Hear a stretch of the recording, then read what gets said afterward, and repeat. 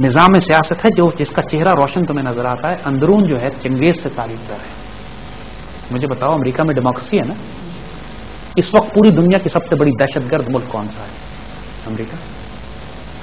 تو کیا اس جو امریکی جمہوریت ہے کیا اس نے دنیا کو اسٹامپ چیک کے لیے تعاون کیا ہے لاسانی فارما نے؟ لاسانی کا دودھ سے اخلاص ملٹری، گلے کی بیماریوں، خراش، درد، ورم اور سوزش سے مکمل آرام. لاسانی کا دودھ سے اخلاص ملٹری. یا دنیا میں دہشت گردی پھیلائی ہے. تو یہ کہاں سے یہ زیوم کر لیتے ہیں کہ جمہوریت دنیا کا سب سے اعلیٰ ترین نظام حکومت ہے؟ جب روس ڈکٹیٹرشپ تھی اس کے پاس، اس وقت پوری دنیا میں روس تباہی مچاتا پھر رہا تھا. افغانستان میں داخل ہوا، 15 لاکھ مسلمانوں کو شہید کیا. تو کیا روس کا جو نظام حکومت ڈکٹیٹرشپ تھا؟ یہ کہاں سے وہ جسٹیفائی کر لیتے ہیں کہ وہ نظام حکومت جو ہے اس کے اندر بڑی خیر ہے انسان کو وہ نظام ہونا چاہیے؟ ہم نے ڈکٹیٹرشپ بھی دیکھ لی، ڈیموکریسی بھی دیکھ لی. ہم نے خلافت راشدہ کا نظام بھی دیکھا، جس میں خلافت راشدہ کا وہ نظام جب چین سے لے کر یورپ تک مسلمانوں کی حکومت تھی اور کسی ایک شخص کو 25 کروڑ کی آبادی میں اس وقت کے دور کے تلوار کے زور پہ نہ مسلمان کیا گیا نہ کوئی بھوکا مرا. سیدنا عمر فرماتے ہیں کہ دجلہ کے کنارے کتا بھی مرے گا تو عمر ذمہ دار ہے. ایک بچہ جو پیدا ہوتا تھا ریاست میں اس کا وظیفہ خلافت اسلامیہ کی طرف سے لگایا جاتا تھا. جو اتنی بڑی ویلفیئر اسٹیٹ اس وقت بنا دی گئی تھی. جب ایک یہودی بوڑھا بھیک مانگتا ہوا سڑک پہ نظر آتا ہے، سیدنا عمر اس علاقے کے گورنر کو خط لکھتے ہیں، جب یہ جوان تھا تو آپ اسے جزیہ لیا کرتے تھے، اب یہ بوڑھا ہو گیا تو آپ اسے بھیک منگواتے، اس کی پینشن لگائیے. غیر مسلموں کی پینشن لگائی گئی حضرت عمر کے دور میں. میری جان کو تصور کر سکتے ہو اس سے بڑی کوئی ویلفیئر اسٹیٹ بن سکتی ہے؟ سیدنا عمر بن عبدالعزیز جن کو 5واں خلیفہ راشد کہتے ہیں، لوگ ان کے دور میں زکات لے کر پھرتے تھے، انسان زکات لینے والے نہیں ملتے تھے. اس سے بڑی خوشحالی بیٹا ان میں سے کوئی نظام مجھے بتا دو 1400 سال کی مسلم تاریخ میں جب مسلمانوں نے جمہوریت استعمال کی. ہماری فطرت میں نہیں ہے. مجھے اقبال نے کہا ہے نا کہ خاص ہے ترکیب میں قوم رسول ہاشمی. ہم لوگوں کی فطرت میں یہ مغربی جمہوریت نہیں ہے. یہ جب بھی مغربی جمہوریت تو 50 سیاسی جماعتیں آئیں گی. اسلام کے سیاسی نظام کے اندر سیاسی جماعتوں کا کوئی تصور نہیں ہے. ہم ایک ملت ہیں. اس ملت کو آپ مذہبی اور سیاسی فرقوں میں تقسیم نہیں کر سکتے. جمہوریت کا مطلب ہے سیاسی جماعتیں.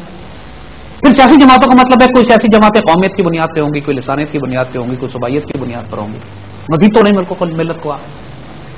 پھر ان سیاسی جماعتوں 20 سیاسی جماعتوں کا مطلب یہ ہے کہ پھر دشمن ملکوں کو طاقت موقع ملتا ہے کہ وہ سیاسی جماعتوں کو فنڈ کریں، ان کو پیسے دیں، ان میں آئیڈیالوجیز رنگ نہیں داخل کریں، ہر ایک کو اپنا جھنڈا دیں، ہر ایک کو اپنا موٹو دیں، ہر ایک کو اپنا کانسٹیٹیوشن دیں، ہر ایک اپنا امیر ہو. یعنی اگر آپ آج سیاسی جماعتوں کے جلسے دیکھیے تو کسی ایک سیاسی جماعت کے جلسے میں پاکستان کا جھنڈا نہیں ہوتا. اپنے جھنڈے لیے کھڑی ہوتی ہیں. ملت کی یکجہتی کو جوڑ رہی ہیں یا توڑ رہی ہیں. اور آدھی سیاسی جماعتیں جو پاکستان میں حکومت کر رہی ہیں وہ تو وہ ہیں جو پاکستان کو وجود کو ہی نہیں مانتی. انا للہ و انا الیہ راجعون. اور پاکستان میں حکمرانی بھی کر رہی ہیں. تو بیٹا یہ مغربی جمہوریت تو نہ انسان کی فطرت کے مطابق ہے نہ مسلمانوں کی فطرت کے مطابق ہے. ہم تو ویسے بھی خاص ہیں ترکیب میں قوم رسول ہاشمی. ہمارا تو بس ہی نہیں ہے اس کے ساتھ کوئی. تو یہ جمہوریت میرے بچے کسی صورت میں بھی حلال نہیں ہے. اسی طرح حرام ہے جس طرح سود اور ربا کا نظام حرام ہے. لوگوں نے جس طرح کاغذ کے نوٹ کو حلال کر کے اسلامک بینکنگ شروع کر دی ہے، اسی طرح جمہوری نظام کو حلال کرا کے سیاسی جماعتیں بنا کے اس میں حصہ بھی لے رہے ہیں. کریں لوگ جس کو شوق ہے، لیکن اس سے کاغذ کے نوٹ کو لوگ بہت سارے حلال بنائے بیٹھے ہیں، لیکن اس سے حلال ہو نہیں جاتا. خود بدلتے نہیں، قرآن کو بدل دیتے ہیں. اسی طرح سیاسی تصورات جو بنائے علامہ اقبال نے جمہوریت کے پردے اڑا کے رکھ دی. یہ وہ نظام حکومت ہے جس میں انسانوں کو گنا کرتے ہیں، تولا نہیں کرتے. اقبال سے مشورہ کر لو نا. اقبال سے بڑا دانشور تو کوئی پیدا نہیں ہوا. یہ سارے مل جائیں، 10 دفعہ بھی پیدا ہو جائیں تو اقبال کی جوتیوں کے خاک کے برابر نہیں ہو سکتے. یہ سیادان ہمارے. لیکن چونکہ ان کے اپنے حوث چھپ کے ان کی حوث ہے نا، سینوں میں تصویریں بنائے بیٹھی ہیں. ان کے اپنے مفادات وابستہ ہیں. انشاءاللہ آنے والے دور میں دیکھو گے میرے بچے، خلافت دوبارہ قائم ہونا ہے. لیکن یہی بات ہے کہ ان غلاموں کے ہاتھوں نہیں ہوگا یہ سب کچھ. ایک ایسا نظام بنے گا انشاءاللہ جو پہلے خلافت سے قریب ترین ہوگا، اور پھر انشاءاللہ خلافت اللہ میں ناج نبوہ بھی ہوگا. خیر ہے انشاءاللہ. دیکھو تو صحیح اللہ تعالیٰ نے کیا کیا تحفے آپ کے لیے رکھے ہوئے. بس ذوق یقین پیدا کرو اور اپنے آپ کو تیار کرو ان کے لیے. سبق پھر پڑھ صداقت کا، عدالت کا، شجاعت کا. ابھی انشاءاللہ لیا جائے گا تجھ سے کام دنیا کی امامت کا. جی سر، یہ جو آیت قرآن ہے ربنا آتنا فی الدنیا، اس کی تشریح ایکچولی کیا ہے ایکسٹرنلی بھی اور باطنی لحاظ سے بھی؟ بیٹا دیکھو ماشاءاللہ قرآن پاک کی آیتوں کے حوالے سے آپ کو بتایا تھا کہ اللہ تعالیٰ یہ جو آیتیں نازل فرماتا ہے اس کی یہ ظاہر اور باطن دونوں میں ان کی تشریح ہو سکتی ہے. ان عطینا کے حوالے سے آپ کو بتایا تھا کہ ان عطینا کل کوثر، ہم نے آپ کو الکوثر عطا کی. لوگ تشریح یہ بھی ہے کہ حوض کوثر عطا کیا. صاحب ساقی کوثر حضور صلی اللہ علیہ وسلم کو فرمایا جاتا ہے فصل لربک ونحر، اپنے رب کے لیے نماز کیجیے اور قربانیاں کیجیے. انشاءاللہ آپ کا دشمن، ظاہری دشمن ابو جہل، ابو لہب یا جو آج کے مشرکین طاغوت جو ہے وہ تباہ برباد ہو جائے گا. مگر ساتھ ساتھ اس کا ایک تشریح، ایک ترجمہ انفس میں بھی ہے کہ اللہ نے آپ کو خیر کثیر عطا فرمائی تو اپنے رب سے وصل قائم، اپنے رب کا ذکر کیجیے، اپنے دل میں اپنے رب سے ایک تعلق قائم کیجیے اور خواہشات نفس کی قربانی کیجیے اور انشاءاللہ آپ کا دشمن شیطان جو انسان کے وجود میں گھومتا ہے وہ ختم ہو جائے. اسی طرح یہ ربنا آتنا فی الدنیا حسنۃ وفی الآخرۃ حسنۃ وقنا عذاب النار حضور صلی اللہ علیہ وسلم کی سکھائی ہوئی دعا ہے، حیرت انگیز دعا ہے. اور ہر انسان دیکھیے جس طرح اہل ایمان کے درجات ہیں، مسلمان ہے، مومن ہے، متقی ہے، محسن ہے، صالح ہے، شہید ہے، صدیق ہے، انبیاء ہیں، ان کے اوپر حضور صلی اللہ علیہ وسلم نے یہ سارے اہل ایمان کے درجات ہیں. تو ہر شخص کے لیے حسنات مختلف ہے. ایک شخص جو مسلمان ہے وہ جنت کا طالب ہے، وہ جنت کے، وہ دوزخ سے بچنا چاہتا ہے. بالکل ٹھیک بات ہے، کوئی بری بات نہیں. بالکل